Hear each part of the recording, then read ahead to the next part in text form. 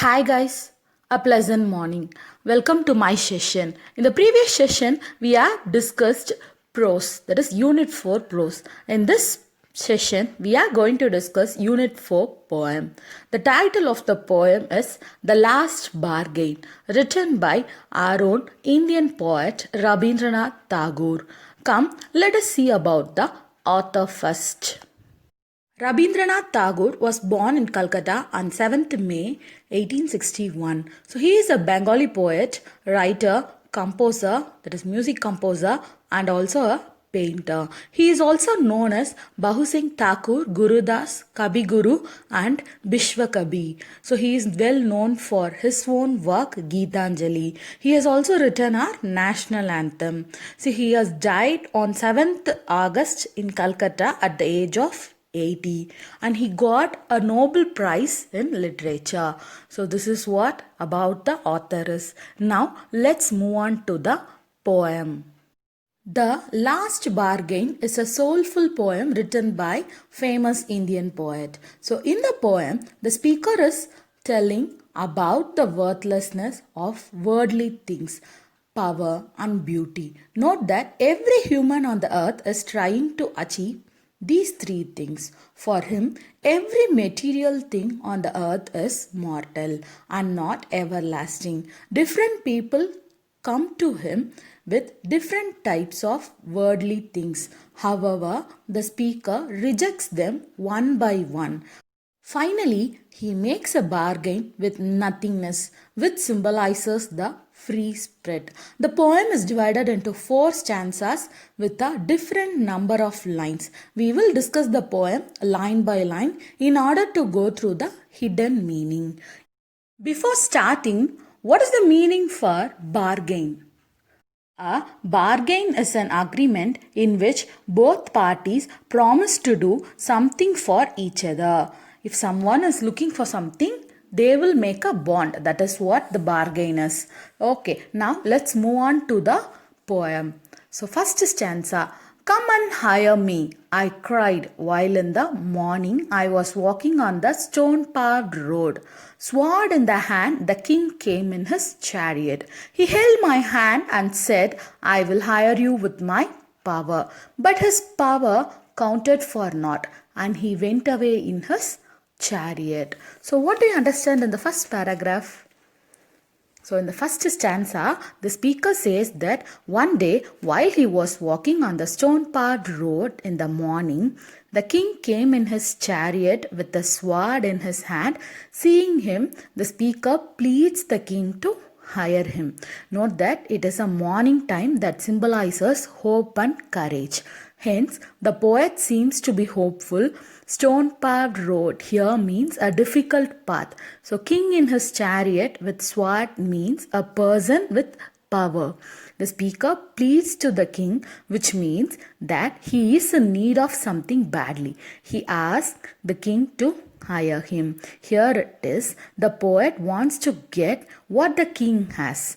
The king holds the hand of the speaker and says, will hire with him with his power. However, power seems to be nothing for him, nothing or worthless to the speaker, because it is not everlasting. The king dies one day and also his power, like that the speaker thought. Thus, the speaker was not satisfied with the king's offer. So he rejects the offer and the king goes away in his chariot. In this stanza, the speaker describes his first struggle to get something that he wants, but he fails. Now, let's move on to the second stanza. In the heat of midday, the houses stood with shut doors. I wandered along the crook lane. An old man came out with his bag of gold. He pondered and said, I will hire you with my money.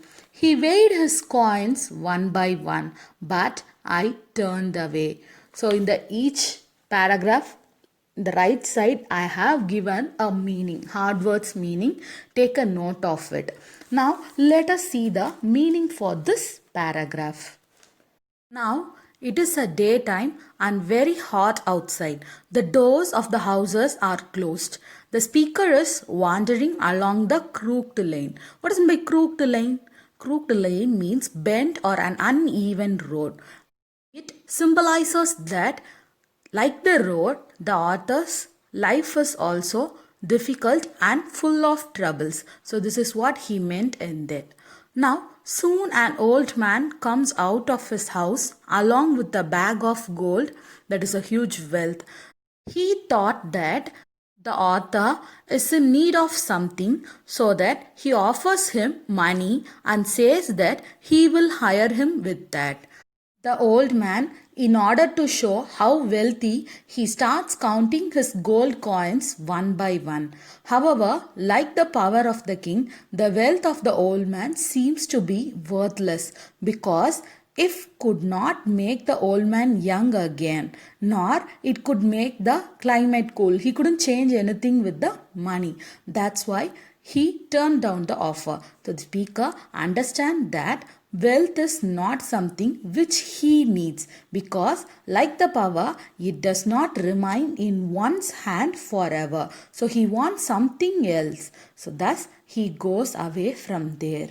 I hope you all understood the second paragraph. Now let's move on to the third stanza. See, it was evening. The garden hedge was all aflower. The fair maid came out and said, I'll hire you with a smile.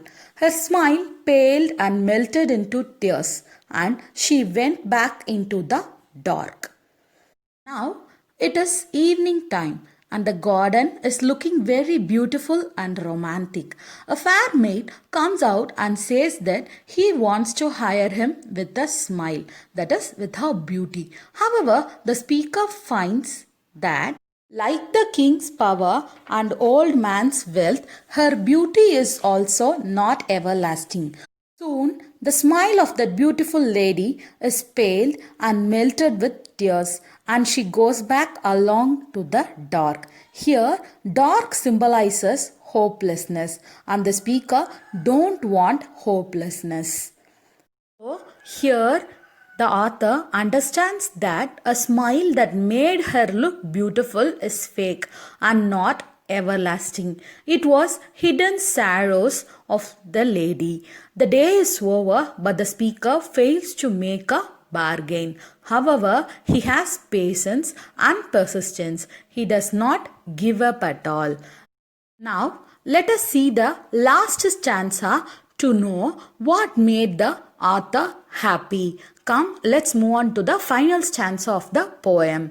The sun glistened on the sand and the sea waves broke waywardly. A child sat playing with cells. He raised his head and seemed to know me and said, I hire you with nothing. From henceforward, that bargain stuck in child's play made me a free man. So, what do you understand from this? In the final stanza, the new day comes with a new hope and courage for the speaker. He is at the seashore and sees the sun glistening, that is shining on the sand, and sea waves broke waywardly, that is in an unpredictable way. So this vision presented by a speaker symbolizes his love and appreciation towards the nature. So soon he finds a child sitting on the seashore and playing with cells. This is a symbolic image, as a child shows that has no desire for power or wealth or beauty. So he is free of all these things which make the man a servant. The child raises his head and sees the speaker. So it looks to the speaker that the child knows him. Seeing the speaker in quest, that is, search for something, the child offers to hire him with nothing. Nothing is a profound symbol. It means freedom, liberty, independence, and free from desire. Thus, the speaker understands that this is what he was longing for since long. He accepts the child's offer, and from henceforward, that is, from that day, the speaker finds freedom in child's play, thus becomes a free man. This was the ultimate destination of the speaker.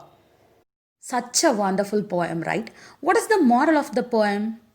The moral of the poem, the last bargain, is that power, wealth, and beauty are worthless. They cannot give joy to the soul. The soul of a man needs freedom and liberty. It does not want to be imprisoned by worldly pleasures which are an actual fake. The speaker finds innocence, truth, and real joy in what the child offers, and thus accept his offer readily. After accepting, the speaker feels like a free man. So here the happiness lies. In short, only one thing I could say is you should be happy with whatever you have. You should not think that they have that and we don't have this, like that. So feel happy with whatever you have and live a contented life. So that is what we all need. Now let us see the figures of speech used in this poem. So what is mean by figures of speech? We have many in this poem. Whatever they have used, we are going to see them. Come, let's move on. The figures of speech used in this poem, The Last Bargain, is symbolism and alliteration. Now, let us know what is symbolism. Symbolism is an object or a person or an idea means something deep and not just what the word means. So let us see with examples. See here, they have given stone-paved road and the cracked lane. So which is hard and difficult path of life which the speaker is traveling on. Now the next one, king in his chariot with sword in his hand, denotes epitome of power. An old man with a bag of gold means wealth. And a lady with a smile is beauty. So morning, hope and courage, and evening and dark is hopelessness. So this is what symbolism means. So let us move on to the alliteration. So alliteration is a repetition of consonant sounds in a line. Now let us discuss this with example. I was walking. So was walking. So here WW, right? That is what the alliteration is. Then the king came. So here K. The sound only you have to see, not the words. That is, the letters you should not see, only the sound you have to see. So king came. So K sound, so we have noted that too. And then the next one is made me a free man. So M. So that is what we have discussed. Now held my hand. So H is sound. So there, that is alliteration. Hope you guys understood alliteration and symbolism well. So in the next session, we will discuss about the book back questions and whatever you have to write in your classwork note. Until then, bye. Take care.